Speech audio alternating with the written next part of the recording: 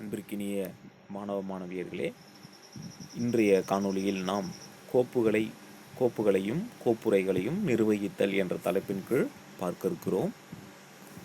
Windows 7இல் ஆவணங்கள் மற்றும் நிரல்களை கோப்புகள் மற்றும் கோப்புரைகளாக நிர்வகிக்கலாம். விண்டோஸ் 7 என்பது மட்டுமல்ல, விண்டோஸ் ஆப்ரேட்டிங் சிஸ்டம்லேயே நம்ம எந்த ஆவணங்களாக இருந்தாலும் சரி, எந்த நிரல்களாக இருந்தாலும் சரி, அது ஒரு கோப்பாகவோ அல்லது அது கோப்புரைகளாகவும் நாம் நிர்வாகம் செய்யலாம். ஒரு கோப்பு அல்லது கோப்புரைகளை நாம் நிர்வாகம் செய்வது என்றால் என்னென்னா, அந்த கோப்புகளை நகர்த்துவது, நகலெடுப்பது, அதற்கு மாற்று பெயரிடுவது, நீக்குவது, தேடுவது போன்ற செயல்களை நாம் செய்கிறோம். இதை முதல்ல கோப்பு மற்றும் கோப்புரைகளை எவ்வாறு உருவாக்குவது இதை பார்க்கலாம். ஃபஸ்ட்டு கோப்புரைகளை உருவாக்குதல். நம்ம கோப்புகளை அதாவது கணிப்பொறியில் நம்ம சேமிக்கிறோம் இல்லையா?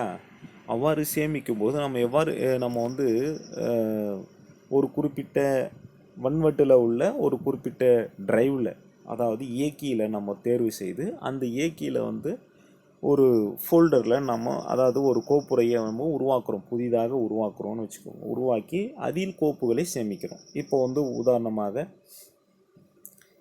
ஒரு அலுவலகத்தில் சேல்ஸ் தொடர்பான தகவல்களை சேமிக்கப்படுகிறது என்று வைத்துக்கொள்வோம். அப்போ அன்றன்றைக்கான சேல்ஸ் ரிப்போர்ட்டுகளை, அந்த மாதத்துக்குண்டான சேல்ஸ் ரிப்போர்ட்டுகளை ஒரு ஃபோல்டரில் சேமிக்கிறாங்க. இப்போ நவம்பர் அப்படின்னு ஒரு ஃபோல்டரை உருவாக்கி அந்த நவம்பர்ன்ற ஃபோல்டருக்குள்ளே அந்த நவம்பர் மாதத்தில் தினந்தோறும்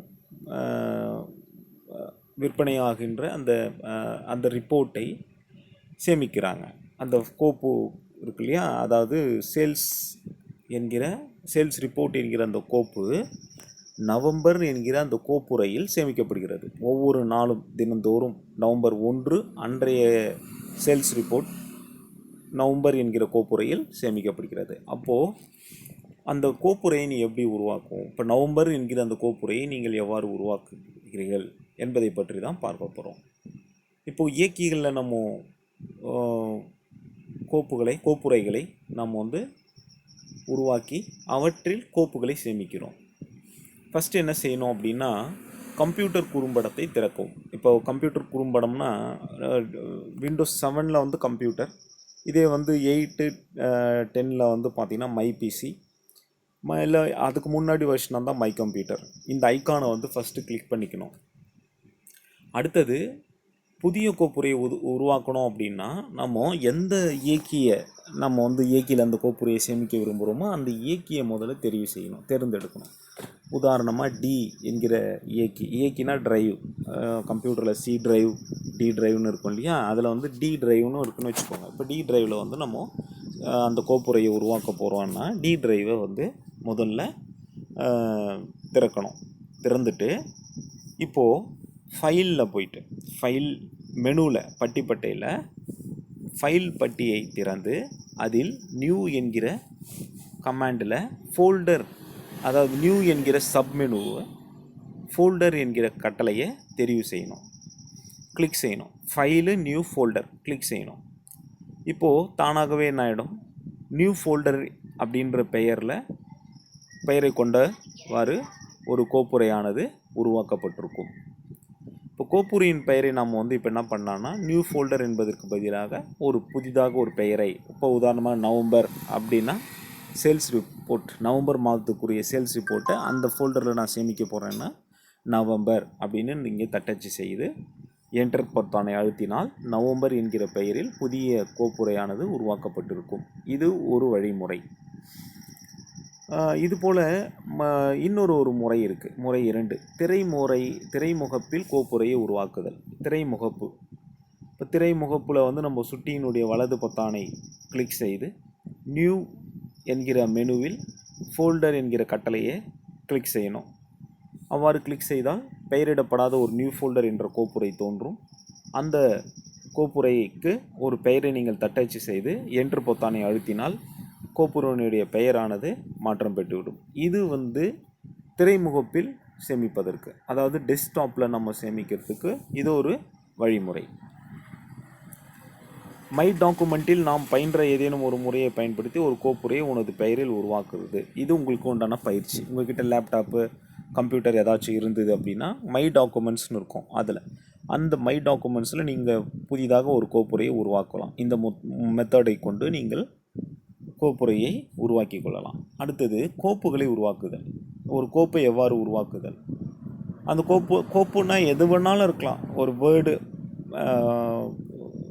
கோப்பாக இருக்கலாம், அல்லது எக்ஸல் கோப்பாக இருக்கலாம், அல்லது ஒரு பிக்சர்ஸ் கோப்புகளாக இருக்கலாம்.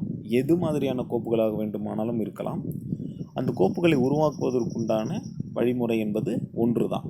என்ன அப்படின்னா, முதல்ல அந்த கோப்பில் தேவையானவற்றை நாம் அந்த கோப்பினுடைய கண்டென்ட்டை நம்ம உருவாக்கிட்டு அதுக்கப்புறம் நம்ம என்ன செய்கிறோம் பாருங்கள், இந்த வழிமுறையை பின்பற்றுறோம்.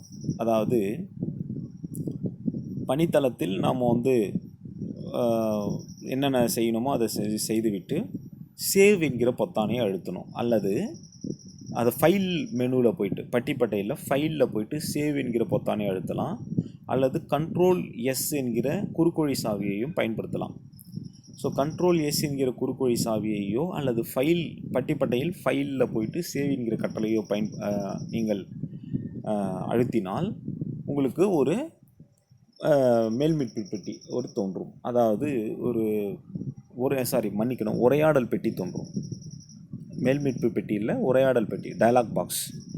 அந்த உரையாடல் பெட்டியில் சேவியாஸ் என்கிற பெயரில் அந்த உரையாடல் பெட்டி இருக்கும். அதில் அந்த பெட்டியில் நீங்கள் ஆவணத்தை நீங்கள் எங்கு சேமிக்க வேண்டுமோ அந்த பாதையை நீங்கள் தேர்வு செய்ய வேண்டும். உதாரணமாக எந்த இயக்கியில் எந்த கோப்புரையில் நீங்கள் சேமிக்க விரும்பும். உதாரணமாக டி என்கிற இயக்கியில் நவம்பர் என்கிற கோப்புரையில் இன்றைய தேதி இப்போது நவம்பர் 6க்குரிய நீங்கள் சேல்ஸ் ரிப்போர்ட்டை சேமிக்க விரும்புகிறீர்கள் என்றால் 6 நவம்பர் 6 அல்லது ஏதோ ஒரு பொருத்தமான பெயரை தட்டச்சு செய்து சேவ் என்கிற பொத்தானை அழுத்த வேண்டும், கிளிக் செய்ய வேண்டும். அவ்வாறு சேவ் என்கிற பொத்தானை கிளிக் செய்தால் அந்த கோப்பானது உருவாக்கப்பட்டுவிடும்.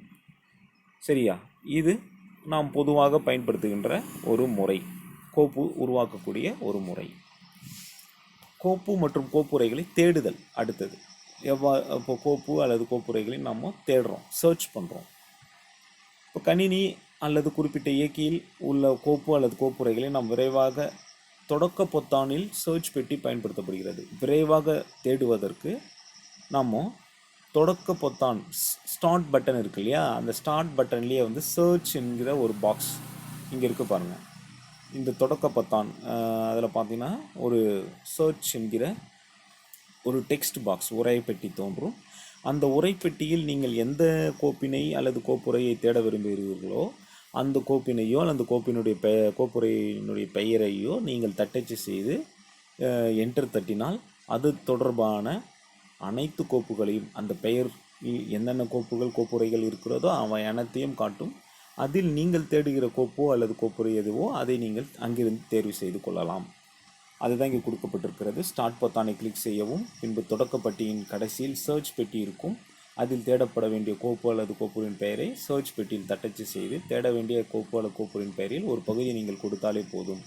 நீங்கள் முழுமையான பெயரை கொடுக்கும். நவம்பர் அப்படின்னா NOVன்னு தட்டச்சு செய்தாலே போதும். தானாகவே நவம்பர்ன்ற பெயரில் உள்ள அனைத்து கோப்புரைகளையும் காண்பிக்கும். நீங்கள் அவற்றை உங்களுக்கு எது தேவையோ அவற்றை நீங்கள் தெரிவு செய்து எடுத்துக்கொள்ளலாம். ஒருவேளை உங்களுக்கு அந்த இதில் வரலை அப்படின்னா சர்ச் மோர், சி மோர் ரிசல்ட் என்கிற மற்றொரு தேர்வு இருக்குது. அவற்றை தெரிவு செய்து முழுமையாக நீங்கள் தேடிக்கொள்ளலாம். இப்போ கோப்பு அல்லது கோப்புரையை கம்ப்யூட்டர் பணிக்குறி மூலம் தேடுதல். கம்ப்யூட்டர் பணிக்குறி, அதாவது கம்ப்யூட்டர் ஐக்கான் யூஸ் பண்ணி நீங்கள் தேர்வு கண்டுபிடிப்பது, அதாவது சர்ச் செய்வது. இதில் முதலில் ஸ்டார்ட் பெட்டி மூலம் கம்ப்யூட்டர் பணிக்குறியை நீங்கள் தேர்வு செய்து டிஸ்க் டிரைவ் என்கிற அந்த பகுதிக்கு மேல் வலது மூலையில் சர்ச் பாக்ஸ், அதாவது ஒரு உரையாடல் பெட்டி இருக்கும். அதில் கோப்பு அல்லது கோப்புரை பெயரை தட்டச்சு செய்து என்டர் தட்டினால் ஆட்டோமேட்டிக்காக உங்களுக்கு அந்த திரையில் கோப்பு அல்லது கோப்புரையின் பெயர்களை வரிசையாக காண்பிக்கும். அதில் உங்களுக்கு தேவையானது நீங்கள் தெரிவு செய்து கொள்ளலாம். அதோ இந்த படத்தில் உள்ளவாறு இருக்கும். நீங்கள் இந்த வலது முனையில் மேல் மூலையில் நீங்கள் என்ன தேர்வு செய்ய விரும்புகிறீர்களோ அந்த பெயரை தட்டச்சு செய்தால் அது உங்கள் இந்த திரையில் காண்பிக்கும். இந்த திரையில் உங்களுக்கு எது தேவையோ அவற்றை நீங்கள் தெரிவு செய்து கொள்ளலாம். இது ஒரு வழிமுறை. சரிங்களா? இது கோப்பு அல்லது கோப்புரையை தேடுவதற்குண்டான ஒரு மெத்தடு. அடுத்தது முன்னரே உருவாக்கிய கோப்பு அல்லது கோப்புரையை திறத்தல். Opening a file or a folder. இது பார்த்திங்க அப்படின்னா மிக பொதுவான வழி என்னென்னா அதை 2 முறை கிளிக் செய்தல் ஆகும். கோப்பு மற்றும் கோப்புரைக்கு மறுபெயர், அதாவது கோப்புரையை நீங்கள் திறக்க வேண்டும் என்றால் அந்த கோப்பு அல்லது கோப்புரையை 2 முறை கிளிக் செய்தால் அது தெரிவு செய்யப்பட்டுவிடும். அடுத்தது கோப்பு அல்லது கோப்புரைக்கு மறுபெயரிடுதல், ரீநேம் என்று குறிப்பிடுவார்கள். மறுபெயரிடுதல். ஸோ இந்த மறுபெயரிடுதல், நகர்த்துதல், நகலெடுத்தல், இந்த விஷயம் எல்லாமே அதே போல் கோப்புகளை நீக்குதல், இவற்றையெல்லாம் நாம் அடுத்த காணொளியில் பார்க்கலாம். சரிங்களா?